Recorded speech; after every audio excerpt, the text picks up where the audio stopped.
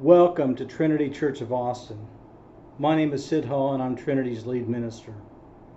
We are all yearning to be back together face to face, but because of the corona emergency, we are continuing to stream our services over the internet.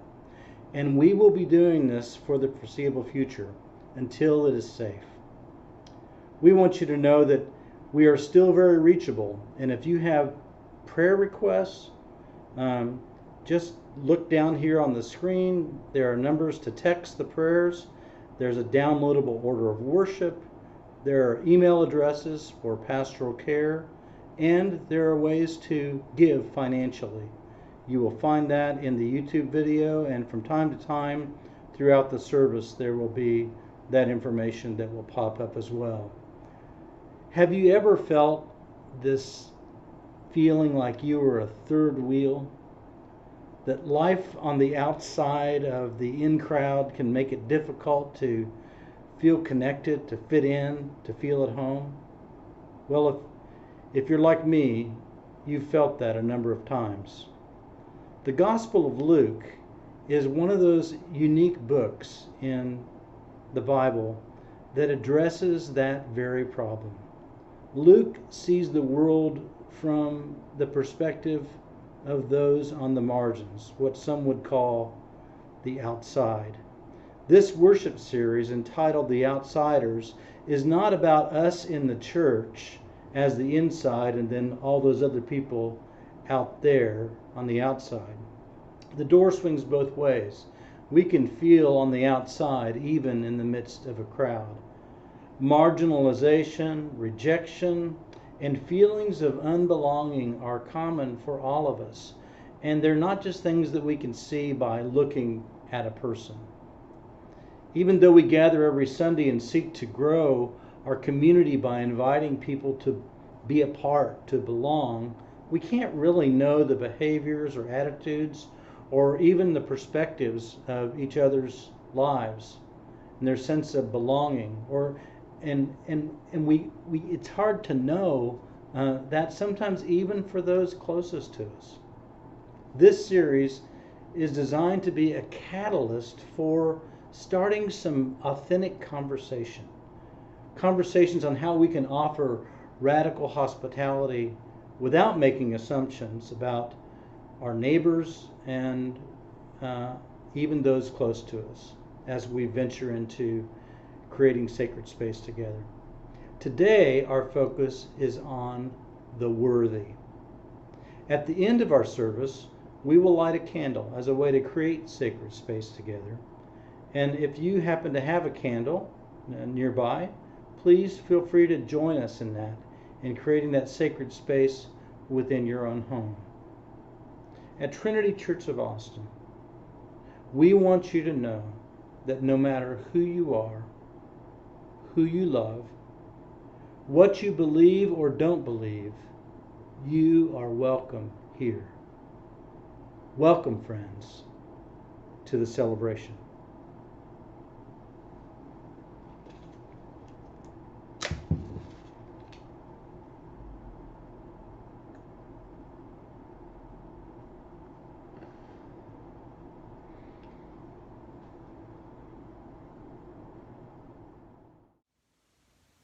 Hi, I'm Tim Brace, Director of Music at Trinity Church of Austin. During our threshold moments for this series, we are singing a song entitled My Love Colors Outside the Lines by Gordon Light, a singer-songwriter and former bishop in the Anglican Church of Canada. My love, my God, my soul, take me to places where I've never been before, and open doors to worlds outside the lines. Lauren will provide piano leadership and the lyrics will be presented to you. Please stand in body and/or spirit and sing with me.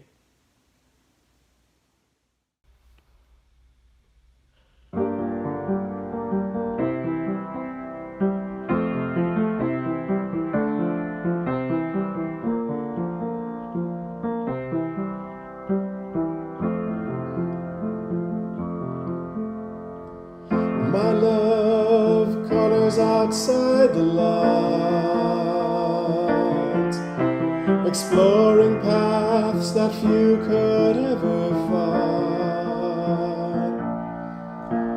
Takes me into places where I've never been before, and opens doors to worlds outside the lines. My God, colors outside the lines, turns wounds to blessings, water into wine.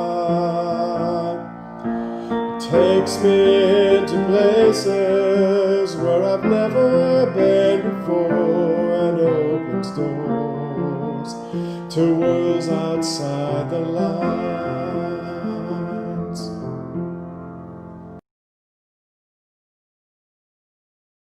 Who is worthy of the love, of the grace of God? Too often people in or out of the church live with the belief, I am not worthy. They may be referring to their absence of faith, their life choices, or have even started to believe what society has declared about their identity. This week, Jesus proclaims that what makes us worthy is not whether we are in or out. As the church, we are called to affirm the worth of all people. How will we welcome the worthy and tear down the division between inside and out?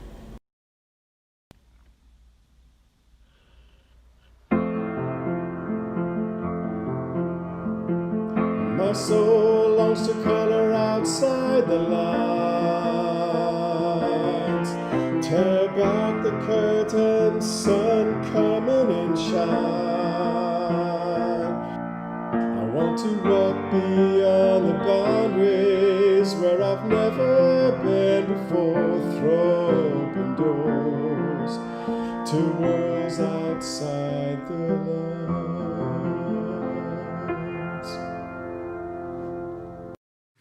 Hi Trinity! So lately I've been thinking a lot about community and how people support one another, especially with all the things happening in the world right now. But today I'm going to read the story, You Hold Me Up. You hold me up when you are kind to me.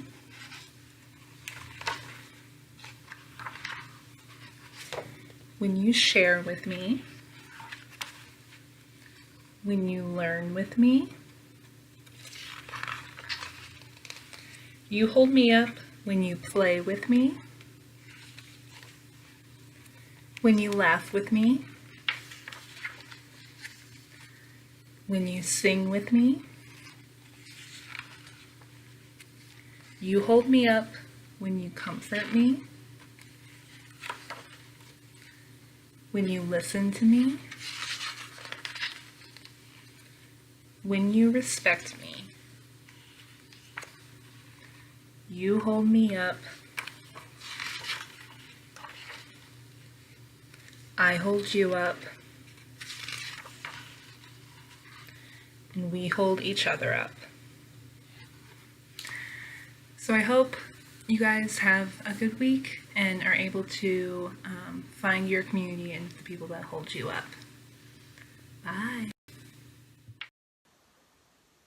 For our meditation today, I'd like to lead you in an exercise in something that may seem as trivial as our meditation of last week, where we focused on breathing.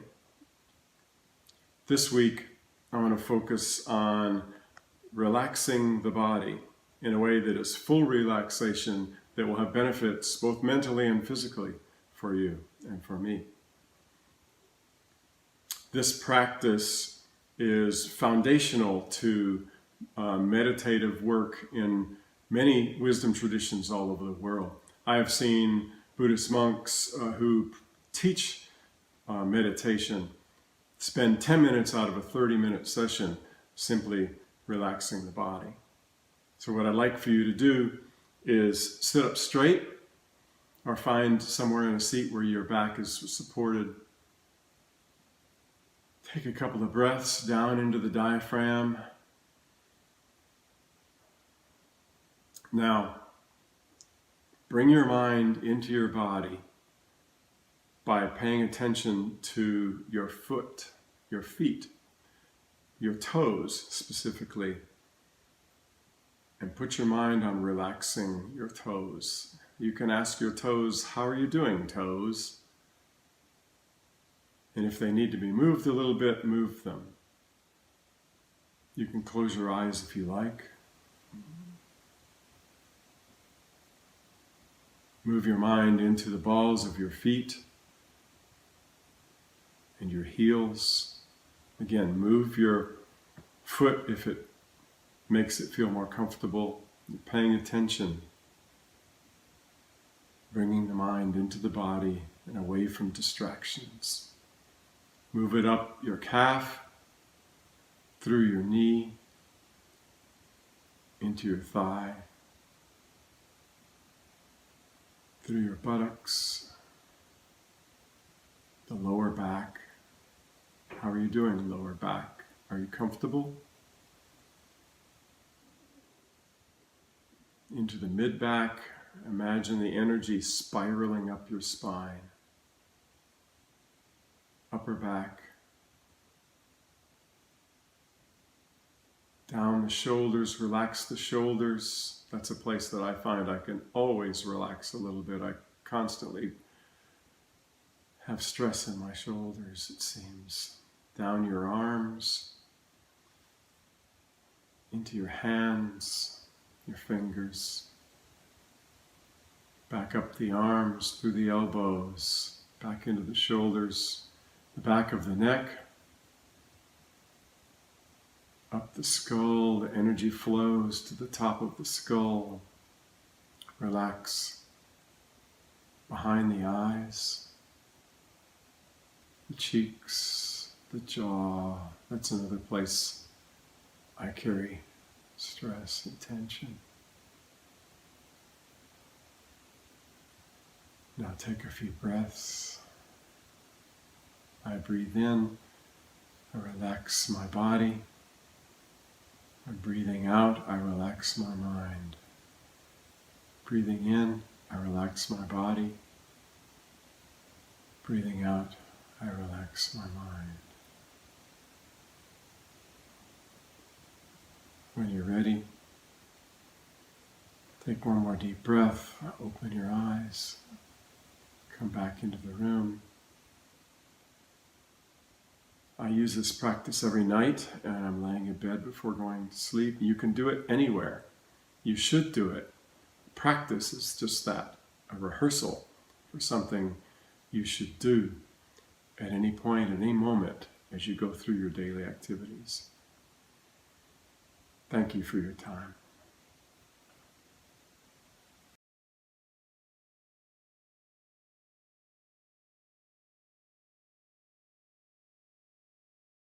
The associate minister at Trinity. And this is the time that we hear your prayers via text. If we don't get time for your prayer during the time allotted, feel free to type in your prayer in the video chat box. We record all of these prayers and review them together as a staff.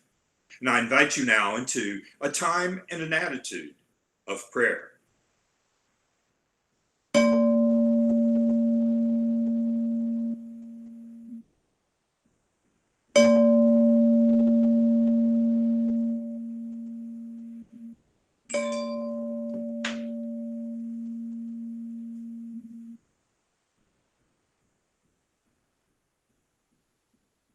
Are there prayers now that you would offer for our lives and our community?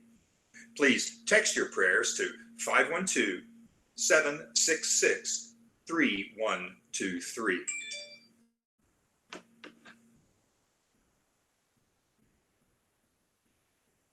Prayers that Early's COVID-19 test comes back negative and that the entire family is healthy, healing, and joyful spirit. Receive our prayers. Prayers for George Holcomb in his valiant struggle with cancer. Healing and joyful spirit. Receive our prayers.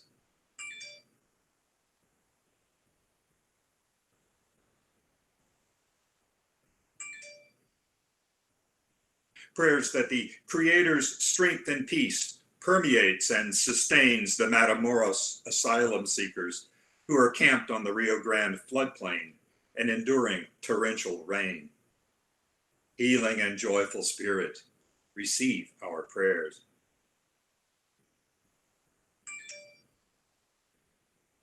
A prayer for blessings on Brad and Kirk.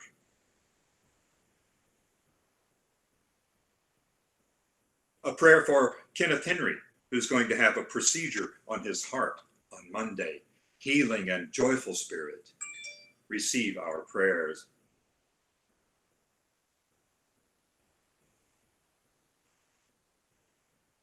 Healing for Jana, who is sick with COVID. Healing and joyful spirit, receive our prayers.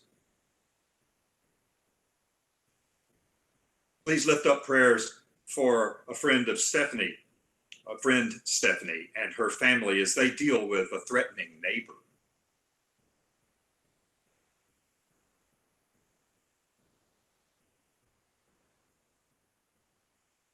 Prayers for Garrett Foster, who was killed protesting in Austin last night, and for Shirley Marshall on the 3rd anniversary of her father's death. Healing and joyful spirit, receive our prayers.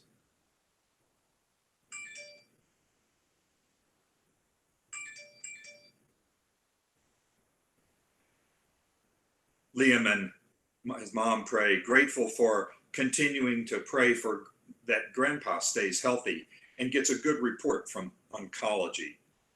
Healing and joyful spirit, receive our prayers.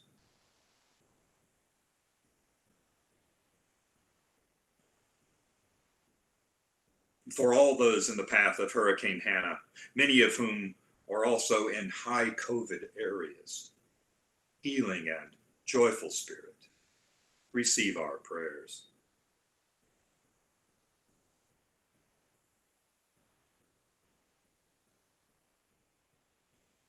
Prayers and gratitude that Henry was taken into the Honor Society at ACC. Joyful and healing spirit, receive our prayers.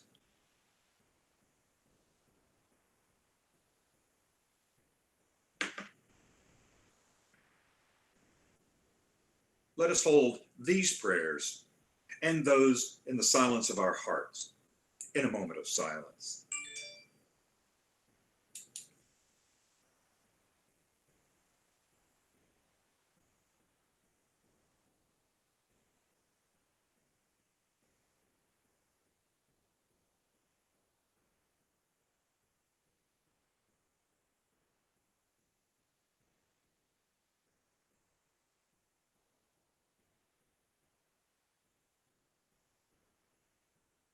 In this series for our prayer time, we will focus on the meditation and words of creation-centered mystics. I invite you to be in a spirit of prayer as we reflect on the words of the 13th century mystic and theologian Meister Eckhart.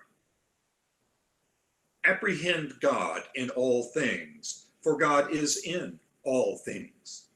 Every single creature is full of God and is a book about God. Every creature is a word of God. Amen.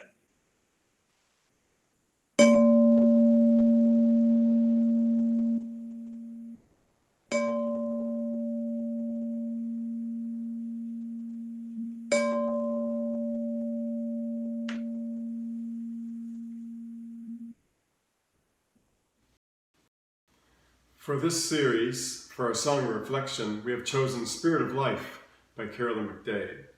Carolyn describes herself as a songwriter, spiritual feminist, and social activist. She says, "My community is a loose community of women. I call myself a woman of faith, seeking with others to touch what matters."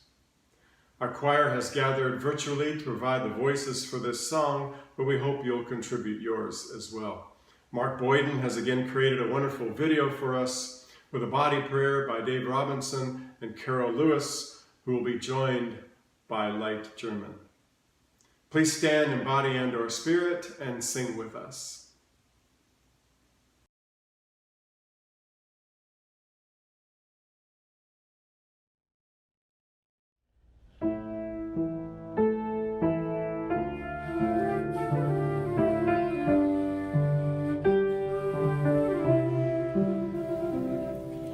Spirit of life, come unto me. Sing in my heart all the stirrings of compassion.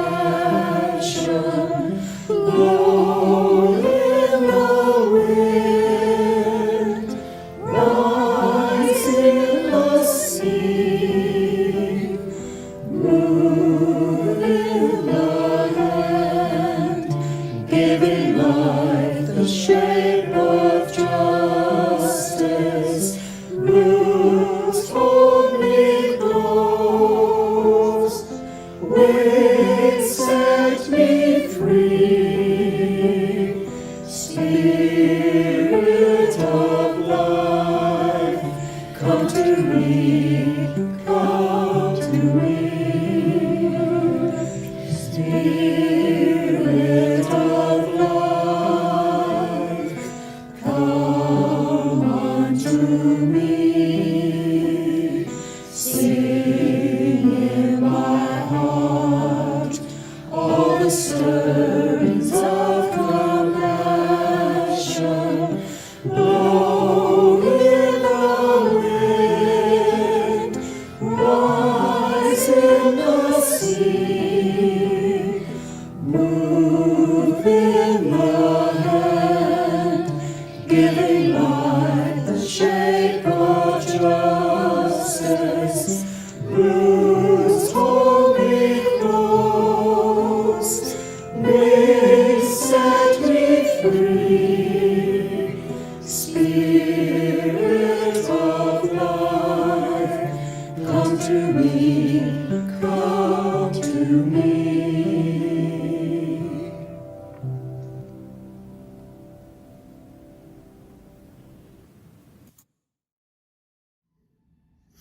Good morning, everyone. I'm Michelle Milford. I sure miss everyone. I hope you are all doing well.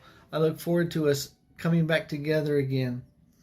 I'm here to do the first reading. I'll be reading Luke 7, 6 through 9. And Jesus went with them, but when he was not far from the house, the centurion sent friends to say to him, Teacher, do not trouble yourself, for I'm not worthy to have you come under my roof. Therefore, I did not presume to come to you, but only speak the word and let my servant be healed. When Jesus heard this, he was amazed at him and turned to the crowd that followed him. He said, I tell you, not even in Israel have I found such faith.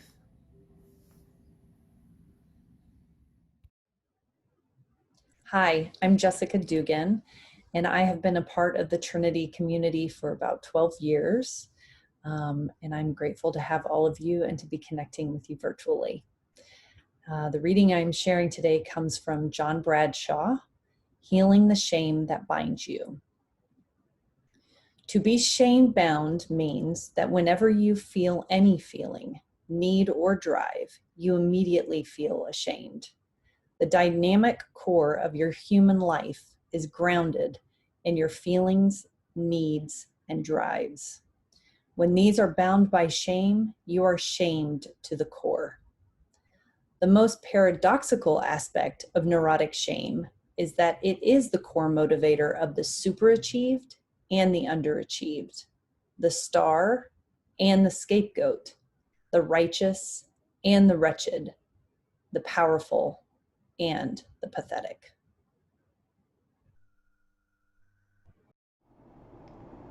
I've always loved the cartoon column Peanuts. I think that it resonates with all of us at many levels. Each of those children and even the dog has some sort of profound impact on connecting us to some part of ourselves maybe growing up and even as adults. I was thinking about it recently and how one of the books that I read early on as a minister was The Gospel According to Peanuts by Robert Short. Short had been a graduate of Perkins School of Theology at SMU, where I had gone, but he was there in the 60s and even wrote the book in the mid-60s. Short was fascinated with the cartoon Peanuts and with also the underlying theological premise that Charles M. Schulz uses throughout the book. It's subtle, but it's there frequently. And one of the things that Short talks about in his Gospel According to Peanuts is that we see this, especially in the character of Charlie Brown, this human angst that is constantly present, a feeling that somehow we are not worthy, that no matter what we do, no matter how hard we try, no matter how much we anticipate, things continue to go wrong. That we somehow, and not only do they go wrong, but somehow we are responsible for that. We are, in essence, unworthy. This week, we're going to talk about what it means to be worthy. It comes up all the time in our society. It's a constant noise in the back of our minds in virtually everything we do. It comes out in economics. What am I worth? And how do we measure that? Do you measure that by your bank account? Do you measure it by whether you own a home or not? Do you measure it by the stock market? Do you measure your worth based on how many friends you have? Or whether you have only a few but dear friends? Do you measure your worth on how connected you are to your family? Do you measure your worth based on how you feel on any particular day, depending on what's going on? Those things are constant in our life. They're always there, that question of worthiness. And most of us have some sort of tug from the past, some sort of shame that sets us apart from the real goal of where we want to be. And like Charlie Brown, we feel like there's nothing we can do to get to that place of affirmation. A great movie that came out in the 90s was Good Will Hunting. And we learn about this young man named Will Hunting who's working as a janitor at a college. And he is brilliant, but he's troubled. He has lots of issues around worthiness to overcome. He's a part of a gang. He's had broken relationships. And later it comes out that he has been terribly abused, some memories that he had tucked back and had repressed. All of these things were barriers that got in the way. But his mind was so sharp he couldn't help himself. So when a math problem was posed on the blackboard at the college that he worked for, he in secret he felt compelled to answer it. And then when it was not revealed who it was, and another test put out, it was discovered that he was in fact the one. And through being arrested, through a trial, a professor by the name of Lambaugh, who was a math professor, sort of took him under his wings and said, I'm going to help this young man. I think he has potential that he doesn't know. And so he sent him to a psychotherapist, and that was the powerful scenes that we see over and over again in the film between Matt Damon, who played Will Hunting, and the therapist, who is played by Robin Williams. What we discover over again is that all these obstacles that Will was convinced was preventing him from living were nothing compared to the obstacles from within. The obstacle that convinced him that he was absolutely unworthy of anything good to happen in life. And we were all brought in and carried along into that story.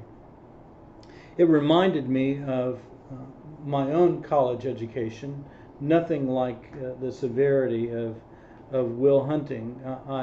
But I struggled with school and struggled with English in particular, in literature, and did not have a good background in that in high school. And my college teacher was a Jewish woman from New York, and she spoke very fast and very loud, and she was very dramatic, and all of those things were very intimidating to this young 18-year-old Midwestern boy, scared to death that I wasn't going to make it that first semester in college. And instead of putting a grade on my first paper, she just wrote at the top in large letters followed by an exclamation point, "See me." And so I nervously went into her office, and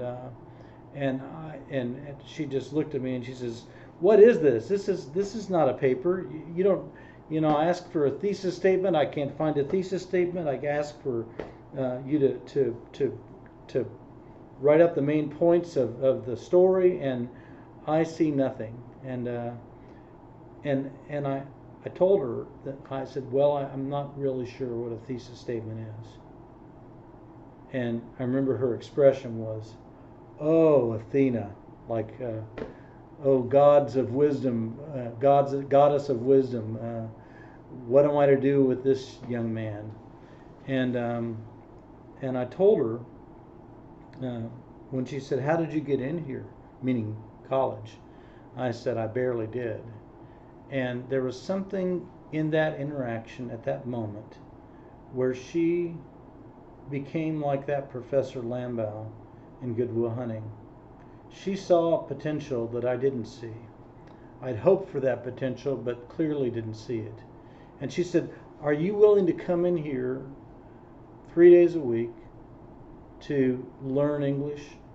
We will take a test at the beginning to find out what level you're at, and I will work with you. You'll still have to do all the normal classes and all the normal papers, and I will grade you just like I do anyone else. But I will work with you for as long as it takes to get you up to speed." And she did. She said, "You're 5th grade level in grammar and English." So I had a long way to go. But 3 days a week we sat together, and she mentored me. She graded tests that she catered just for me, and we had long discussions. And after a number of weeks, maybe 6 weeks, I came in one day and ready to do some assignments, and she said, "I want you to know who I'm looking at today." And I said, "What?" She said, "I'm looking at a freshman in college." And I started to cry. And to this day, I am thankful for her, thankful for her ability to see the worthiness in me that I couldn't see myself. When I look at our gospel lesson today, I see not only Jesus seeing worthiness where others couldn't see it, including the people themselves, but he also challenges those who are dismissing those who are seeing themselves as unworthy. It's a powerful kind of double-edged sword. In the Gospel of Luke, we see this happen again and again, where Jesus reaches out to those who feel unworthy, who are convinced that they are worthless, and he brings about some sort of power in them to see themselves full and whole. and perhaps even holy. And then he turns to those who have dismissed them and says to them, you all need to wake up. This thing doesn't happen by magic. You're part of the very system that diminishes this. So you have a role in this too. It's not just about helping the person who feels unworthy feel worthy. It's about addressing the very causes in society that create that. And we have many systemic ways of doing that.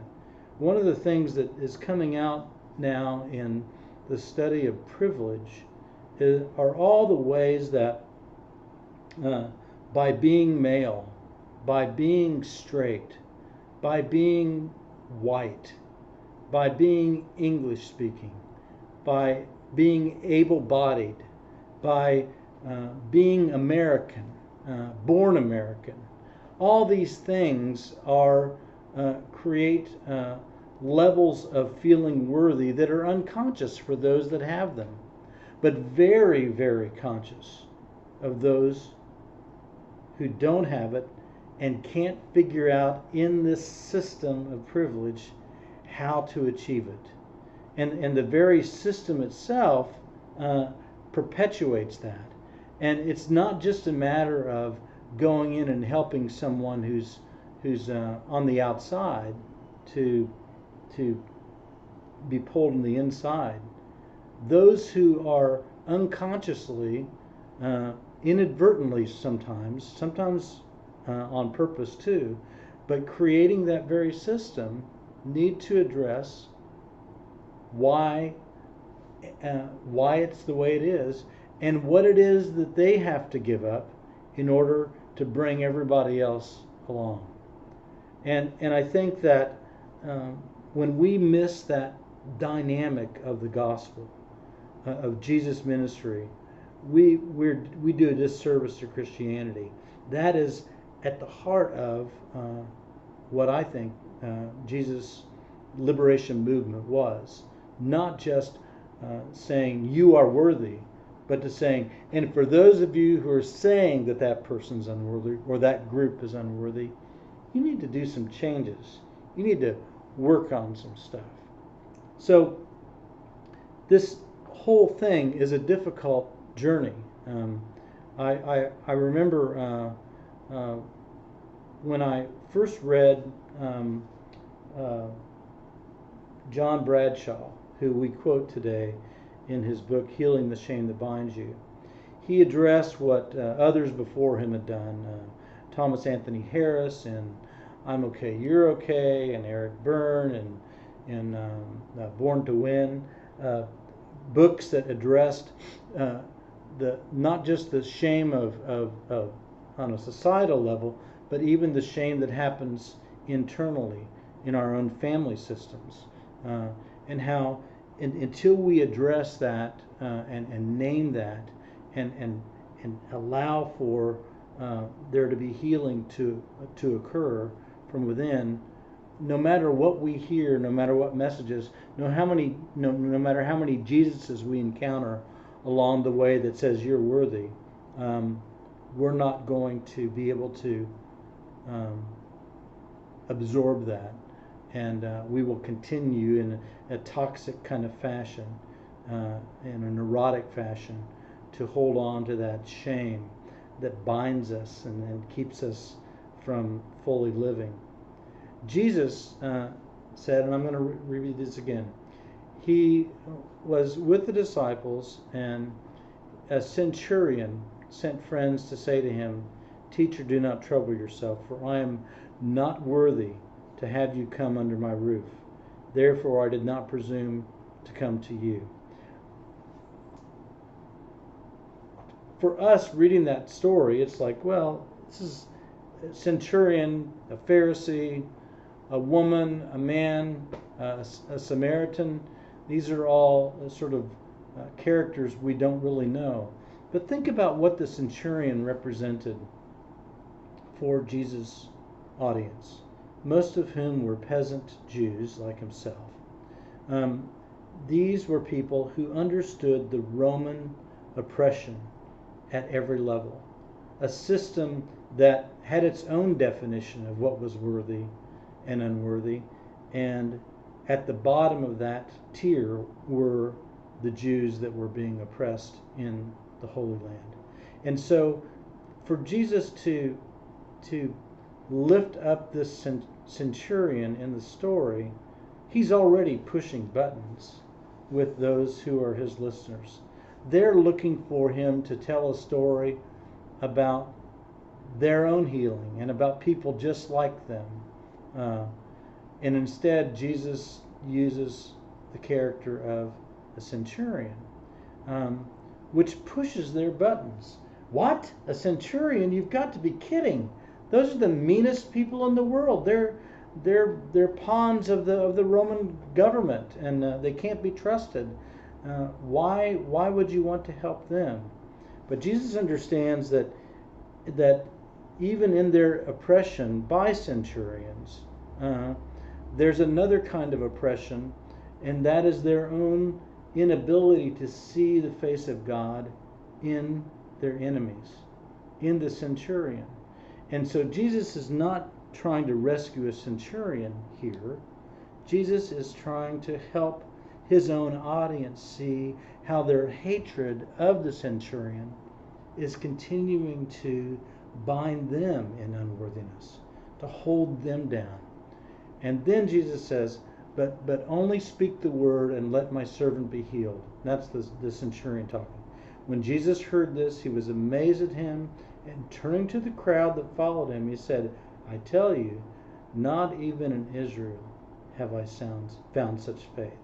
So Jesus is trying to break open the box of who's unworthy and who's worthy, and not have a box at all by telling the story.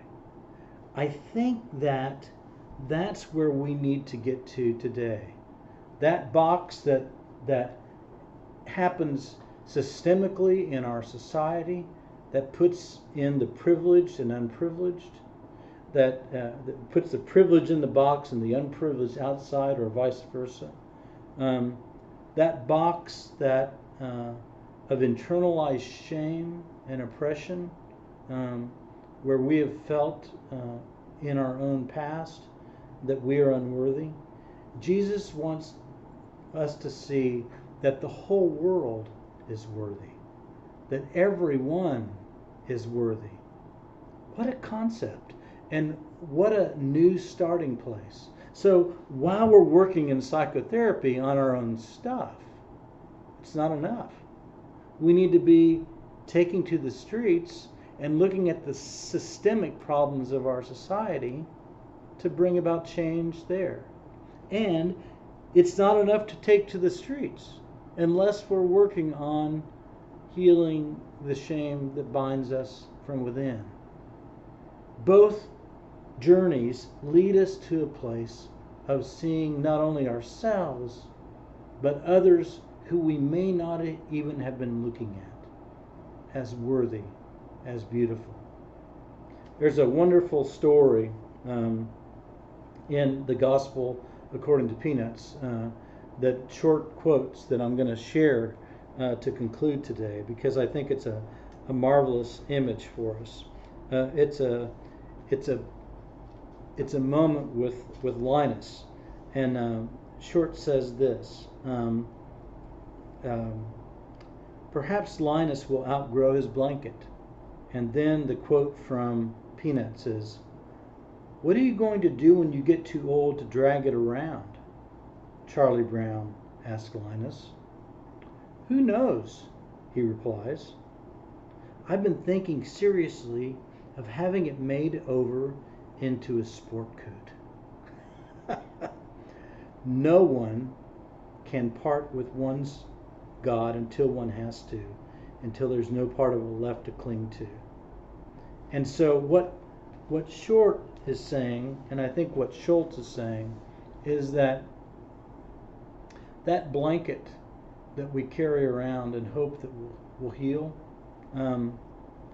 can be transformed into something that works for us. And the very part of us that felt unworthy can become the window for us to see our own brokenness and the brokenness of others, and then to have it refitted, repurposed into a new way of seeing, a new way of being that has no one on the outside and no one on the inside, where we are all worthy, where we are all seen as sacred and blessed by our God. Amen. This week, we will sing the song, We Are a Circle Within a Circle by Rick Hamuris. This song has become a favorite with small group settings all over the world, both in and out of houses of worship. I communicated with the author in order to obtain permission to use this song in our services. He was surprised anyone actually asked. He said, I pretty much gave this particular song up to the folk process decades ago. It's gratifying to know I have contributed something useful. Additionally, he says, you may stumble across versions stating the attribution as an ancient Sufi chant. I am that ancient Sufi. Rick wrote the song in support of a group, Forever Forests, which was planting evergreen seedlings in overcut and burned areas in the forests in Mendocino County in California. So, please stand in body and or spirit and sing this song by the ancient Sufi and 20th century American songwriter Rick Hamuris, a song that celebrates and promotes the community of people and the natural world around us. The verses correspond to the elements of air, fire, water, and earth, which we often use in our celebrations of the directions during our services. And the last verse brings us closer to each other, face to face, in the sacred space of our circle. The lyrics will appear for you to sing with me.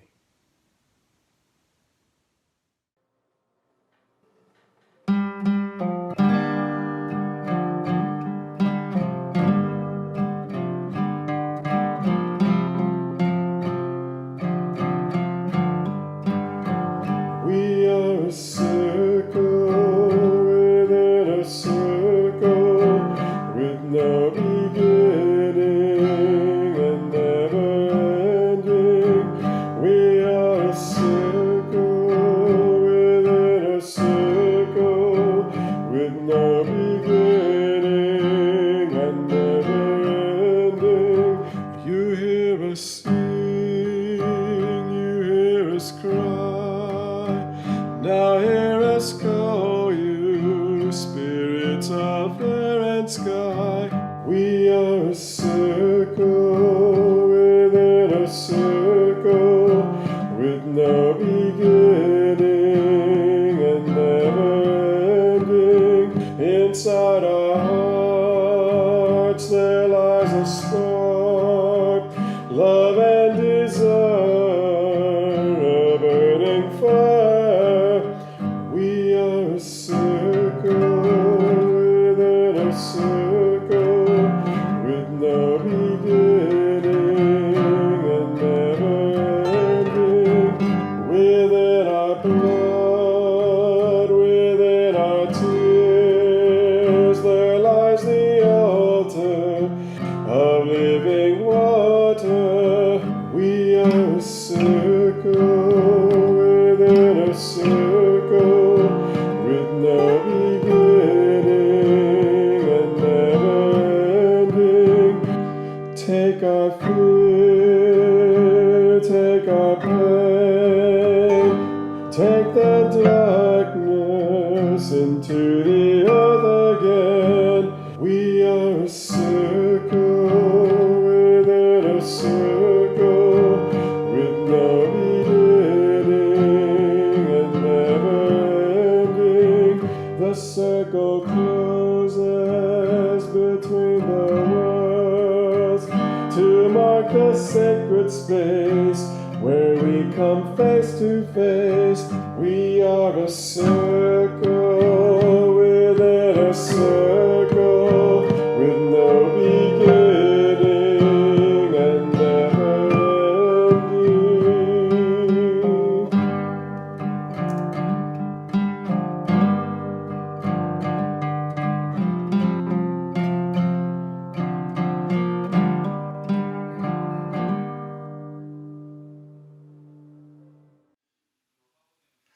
Now is the time that we bring forth our offerings. In our worship space at Trinity, we have two opportunities for our offerings: a wooden bowl for the programs and ministries of Trinity.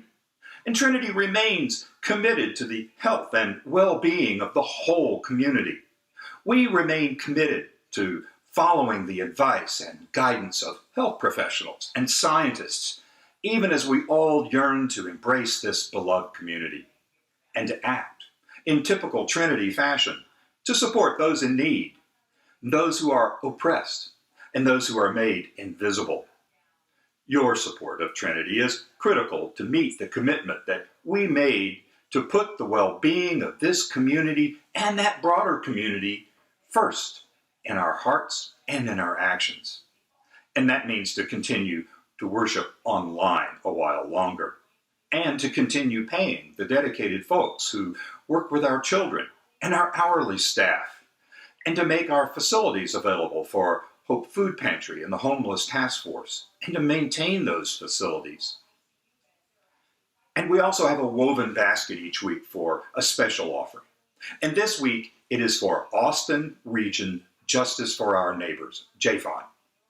During the COVID-19 pandemic, Austin Region Justice for Our Neighbors continues to serve clients as a nonprofit law office, welcoming refugees and immigrants into our communities by providing free, high-quality immigration legal services, education, and advocacy. As part of a nationwide effort, Austin Region Justice for Our Neighbors offers affordable immigration legal services to those with limited income.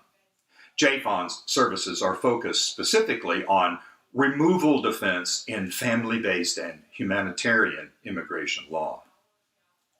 Now, there are several methods by which you can give to Trinity today. You may visit our website, www.trinitychurchofaustin.org. Then click on the Support tab and scroll down that page to find the options there. You may download the Give Plus mobile app from either iTunes or Google Play. And you may also text your offering to 512-967-0292 and add the keyword SPECIAL to support JFON. And if you want to give to both the general fund and the special offering, send two texts, one with the keyword SPECIAL and one without. Please send Trinity your most generous offerings today.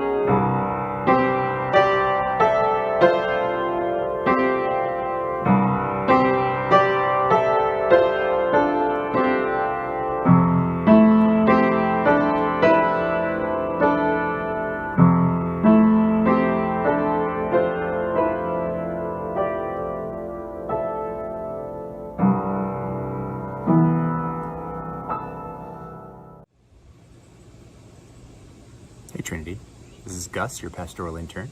Got a few announcements before you end the service today.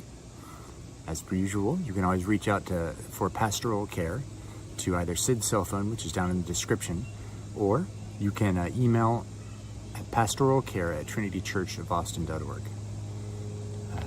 That email address just goes to myself, Sid, and Mark, the pastoral staff only. For our Keep Church Weird fundraiser with the tie-dye t-shirts and pins, the pickup for those is today. That's from 1 to 4 p.m., so about an hour from now, outside the church. We'll be doing social distancing, wearing masks, that kind of thing. So if you choose local pickup, this is when you would get it. You come at between 1 and 4 p.m. today, and we'll be set up outside the church at 4001 Speedway, and we'll be doing social distancing and masks, like I mentioned. And you'll let us know if you want to add an extra shirt or pin, but we won't be doing any actual cash or purchasing there. So the link is on the screen or down in the description for how you can get more shirts or pins, or how you can donate. But again, the getting a shirt or pin is not tied to the donation. All right. Then we have a new anti-racism, which is a church-wide virtual study planned for September. We need small group anchors. It's based on the book Me and White Supremacy by Layla Saad. And no teaching is required for those volunteers. We just need you to show up and anchor the discussion. So if you'd like to find more information about that or volunteer, you can email office@trinitychurchofaustin.org for the info about how to join or to volunteer. And the last announcement I have is that we're still having virtual coffees with Sid. That's at 10:30 a.m. on Thursdays. And you can contact Trinity Church, or office@trinitychurchofaustin.org for the link info on how to join those. It's a lot of fun to just have a coffee and conversation on a group Google Hangout with Sid. That's all I have. I'll hand it over to Sid for the benediction. And now may the peace of God go with us. May the power of God sustain us. And may the love of God keep us together forever. Amen.